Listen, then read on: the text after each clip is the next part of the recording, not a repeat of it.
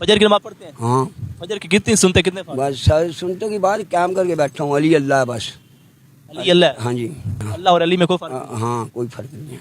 अस्तगफिरुल्लाह, आप कमाल की बात करते हैं। अल्लाह की ज़ात जो है ना, अल्लाह वादा उला शरीक है।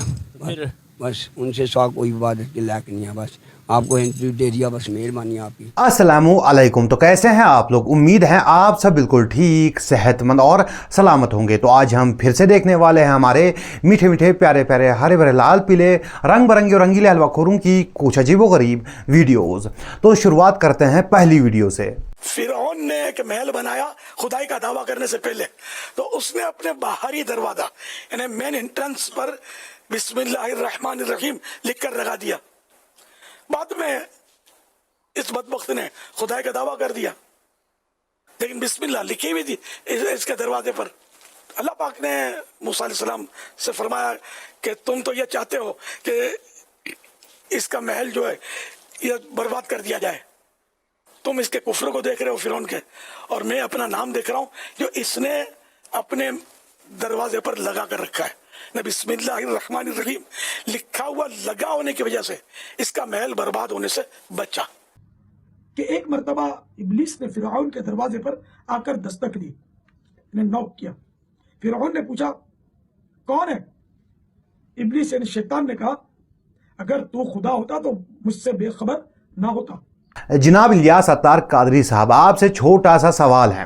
ये जो आपने अभी बात बयान की है, ये बात जो है जानने के लिए आप फिरौन के पास गए थे या फिर शैतान आपके पास आया हुआ था? आपको ये बात कहाँ से मालूम हुई? किसने आपको ये बात बताई? वैसे फिरौन जो है बिजी हैं क्योंकि उस पर अजाब हो रहा है, लेकिन शैतान फिलहाल क़यामत तक फ्री हैं, और जब से आप लोग आए हुए हैं वो थोड़ा और फ्री हो गया है। क्या आप फिरौन के यहाँ मिस्त्री का काम कर रहे थे या फिर वहाँ कारपेंटर का काम कर रहे थे? आपको ये बात कहाँ से मालूम हुई? किसने आपको ये बात बताई? ऐसी बातें वही के जरिए जो है मालूम होती हैं, लेकिन कुरान और हदीस में ऐसी कोई बात लिखी हुई नहीं है, और अब वही नहीं आने वाली, वही का दरवाज़ा जो है बंद हो चुका है। तो फिर आपको ये बात कहाँ से मालूम हुई? हो सकता है कि हमारे प्यारे अत्तारी हजरात कहे कि ये जो बातें हैं हमारे बाबाओं ने अपनी किताबों में लिखी हैं, तो किसी बाबे की बात तभी मानी जाएगी जब वो कुरान और हदीस के मुताबिक होगी, जब वो कुरान और हदीस में लिखी होगी। और अगर किसी की बात जो है कुरान और हदीस के मुताबिक नहीं है तो वो बात नहीं मानी जाएगी, और कुरान और हदीस में ऐसी कोई बात नहीं लिखी है। तो आपने ये बात कहाँ से हासिल की? अगर ऐसी कोई बात कुरान और हदीस में लिखी है तो कोई बात नहीं, आप दिखा दीजिए ताकि मैं आपसे माफ़ी मांग कर इस वीडियो को डिलीट कर दूं। और वो फिरौन जो था वो अंधा नहीं था, ठीक है? वो अंधा नहीं था, वो देख सकता था, और वो देख लेता कि मैंने यहाँ पर बिस्मिल्लाह लिखा हुआ है, वो उतार देता। वैसे भी फिरौन की ज़ुबान अरबिक नहीं थी, अरबी नहीं थी, और उस दौर में उस इलाके में अरबी नहीं बोली जाती थी। बहरहाल अब चलते हैं अगली वीडियो की तरफ। फकत मैं ही नहीं कहता, गरीबों का ये कहना है, तेरा अजमेर ही ख्वाजा, मेरा मक्का मदीना है, मदीना है, मदीना है, मदीना है, मदीना है। तेरे सदके में जीना है, तेरे सदके में जीना है, तेरे सदके में मरना है, तेरा अजमेर ही ख्वाजा, मेरा मक्का मदीना है, तेरा अजमेर ही। इस बंदे का नाम है दिलबर शाही। इसकी हरकतों से ऐसा मालूम होता है कि ये सिंगर बनना चाहता था, लेकिन घर वालों के प्रेशर में आकर ये नोट ख्वां बन गया, मेरा मतलब नात ख्वां बन गया।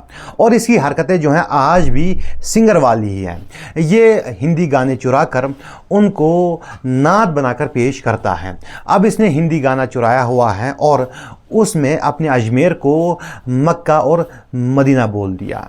याद रहे कि कोई भी जगह, चाहे अजमेर हो या फिर बगदाद हो, मक्का मदीना नहीं हो सकता, ठीक है? कोई भी जगह मक्का मदीना नहीं हो सकती सिवाय मक्का मदीना के। ये बात याद रहे।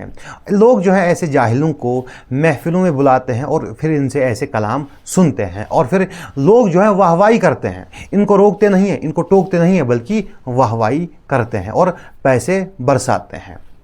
क्या ही कर सकते हैं? फिर कहते हैं कि हमारे लोग जो हैं इतने जाहिल कैसे हो गए। अब चलते हैं अगली वीडियो की तरफ।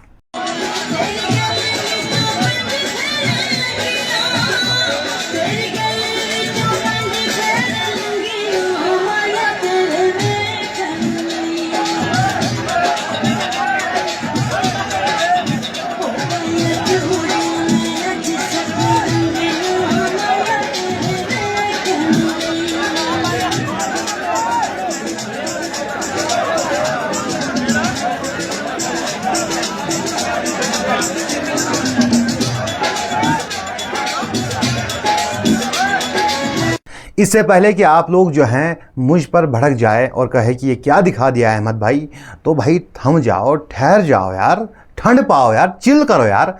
देखो ये हलवाखोरों का उर्स मुबारक है। जी हाँ, ये उर्स मुबारक है और हलवाखोरों की दीदी मुबारक जो है नाच रही है और पीर साहब के उर्स पर ये नाच रही है। जी हाँ, ये सब जो हो रहा है दीन और इस्लाम के नाम पर हो रहा है। हो सकता है किसी को यकीन ना हो तो कोई बात नहीं, आप पीछे ज़रा बोर्ड देखिए, वहाँ पर साफ साफ लिखा हुआ है। अगर आपको उर्दू आती है तो आपको दिख जाएगा। तो बोर्ड पर साफ साफ लिखा हुआ है कि ये उर्स मुबारक हैं और हलवाखोर हजरात जो हैं ये सब दीन के नाम पर कर रहे हैं। बहरहाल क्या ही कर सकते हैं। अब चलते हैं अगली वीडियो की तरफ।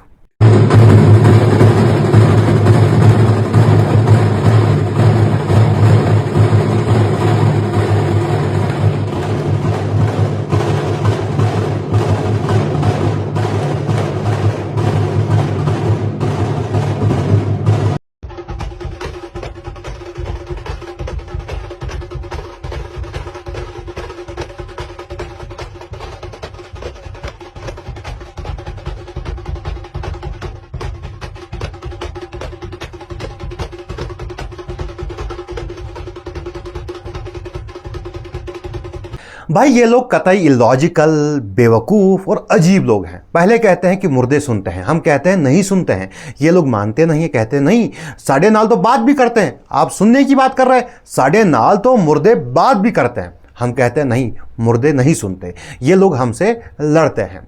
उसके बाद जाकर कब्रों पर ढोल बजाते हैं। अगर मुर्दे सुनते हैं तो ढोल बजा क्यों रहे हो? सोचो कि तुम सोए हुए हो और कोई आकर ढोल बजाए, तुम्हें कैसा लगेगा? अच्छा नहीं लगता ना, है ना? कान फट जाएंगे। तो भाई अगर मुर्दे सुनते हैं तो फिर उनको अजाब क्यों दे रहे हो? उनको सोने दो ना यार। अजीब और इलॉजिकल लोग हैं। मुसलमान को कब्रिस्तान जाना चाहिए ताकि आखिरत याद आए। यहां पर क्या याद आ रहा है? भाई नाचा जा रहा है, ढोल बजाए जा रहे हैं, डांस हो रहा है और यहां तक कि आतिशबाजियां होती हैं। लोग जो हैं शम्मा जलाते हैं, लोग जो हैं चिराग जलाते हैं। भाई ये कौन सी आखिरत आपको याद कर रहे हैं? वहाँ पर फूल जो हैं बिछे हुए हैं, जैसे कोई महफिल लगी हुई हो। हालांकि इनके जो आलिम हजरात हैं वो भी मना करते हैं कि ऐसा नहीं करो, ठीक है? वहाँ पर आग ना जलाओ, शम्मा ना जलाओ, लेकिन ये लोग मानते नहीं हैं क्योंकि ये लोग हाथ से निकल गए हैं। एक सवाल है पापा, आप हमारे पीर साहब हैं, हम आपके मुरीद हैं, तो क्या हम आपसे मिल नहीं सकते? मिल सकते हैं, शर्तें बहुत ज़्यादा हैं। अब आपकी अकीदत का इम्तिहान है, जानवी कुर्बान है। लोग तो बोलते हैं कि अगर ग्रेजुएशन है उसकी या उससे थोड़ी तालीम उससे ज्यादा भी है तो वो अपनी वो सर्टिफिकेट शो करके टोकन हासिल कर। आलिम है तो वो भी अपनी सनद, दरस निज़ामी किया वो भी सनद हाँ दिखाकर यूं, मतलब अब क्योंकि अगर हम ये क़ुयूदात नहीं रखते तो लाखों खरीदार हैं। इलियास अत्तार कादरी साहब जो हैं खुद आलिम नहीं हैं, खुद इन्होंने दरस निज़ामी नहीं किया है और इन्होंने दुनियावी तालीम भी हासिल नहीं की है। ये शायद मुश्किल से 8वीं पास हैं। दरस निज़ामी मैंने दरस निज़ामी नहीं किया, एक दिन का भी कोर्स मैंने नहीं किया। स्कूल पढ़ा था मैं, वो 4 क्लास तक पढ़ा, फिर दूसरी में ट्रांसफर हुआ, 4 वहां पढ़ी, 8 क्लास पढ़े थे। लेकिन इनसे मिलने के लिए आपका आलिम होना लाजमी है, आपका दरस निज़ामी किया होना लाजमी है, या फिर आपने ग्रेजुएशन की होनी चाहिए कम से कम। अजीब बात है ना, मतलब खुद तो इनमें पढ़ाई लिखाई की नहीं है लेकिन इनसे मिलने के लिए आपका पढ़ा लिखा होना लाजमी है। बहरहाल ये बात सिर्फ पीरों की नहीं है, ऐसा जो है पॉलिटिक्स में भी होता है। मतलब एक बंदा जो है, इंडिया में तो IPS IAS होते हैं, काफ़ी पढ़ाई लिखाई करते हैं, काफ़ी तालीम हासिल करते हैं, उसके बाद जब नौकरी लगती है उसके बाद ऐसे मिनिस्टर या फिर ऐसे पॉलिटिशियन के अंडर आ जाते हैं जो कि खुद पढ़े लिखे नहीं होते, अंगूठा छाप होते हैं। ऐसा ही हर जगह होता है, मतलब एशिया की बात कर रहा हूँ, चाइना को छोड़कर। मैं आपको बहुत सारे पॉलिटिशियंस दिखा सकता हूं जो कि अंगूठा छाप है, जिनको पढ़ाई लिखाई नहीं आती, बस वो जो है झूठ बोलकर पब्लिक को गुमराह करके जो है वो पॉलिटिशियन बन गए हैं, वो जो हैं मिनिस्टर बन गए हैं। लेकिन जो जो IPS IAS होते हैं उनका तालीम हासिल करना लाजमी है। खैर अजीब सी बात है, और ऐसा ही शायद बांग्लादेश पाकिस्तान में भी होता ही होगा, वहाँ भी ऐसा ही है, तो ऐसा ही है। बहरहाल क्या ही कर सकते हैं। मेरे ख्याल से एक तो ये पीर और ये जो पॉलिटिशियन है इनका भी एग्ज़ाम होना चाहिए। मेरे हिसाब से 90% जो है फेल हो जाएंगे, 90% जो है फेल हो जाएंगे। कोई बात नहीं, आप मेरा भी एग्ज़ाम ले लीजिए, मुझे इससे कोई दिक्कत नहीं है, लेकिन आप इन पॉलिटिशियंस और इन पीरों का भी एग्ज़ाम लीजिए। मेरे ख्याल से तो ये फेल हो जाएंगे। बहरहाल आज की जो वीडियो थी वो यहीं तक थी। इंशाअल्लाह मिलते हैं अगली वीडियो में। अस्सलामु अलैकुम।